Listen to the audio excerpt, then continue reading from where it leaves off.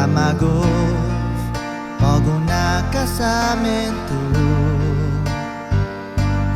Para algo Para guahuna gagi família E até Nata prometi guinai zata Gimenanzu ustota Ta asa guanado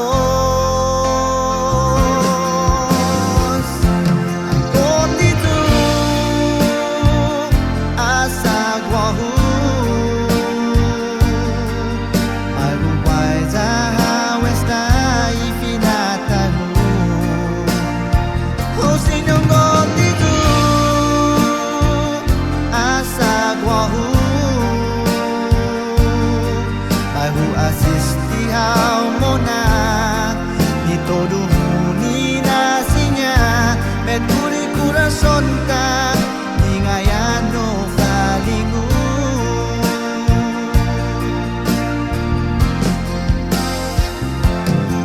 Hagas neni unanga estina dia Para baihu sota umu para iguinay jago Pues manduhaw za un comfort mi guini fihu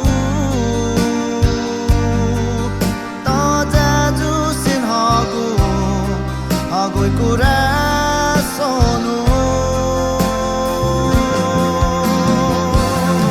Contigo asa guahu Bahu guaiza westa ifinatahu Cosinho contigo asa guahu Bahu asisti haumona Ni todo inasinya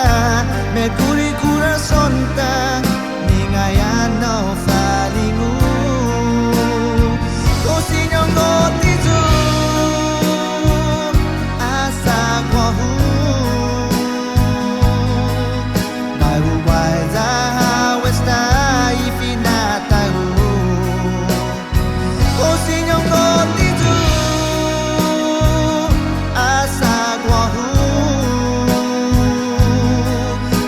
Asisti haumona Ni todo ni nasinya Merkuri corazón ta Ningayan no falingu Merkuri corazón ta Ningayan no falingu Merkuri corazón ta Ningayan no falingu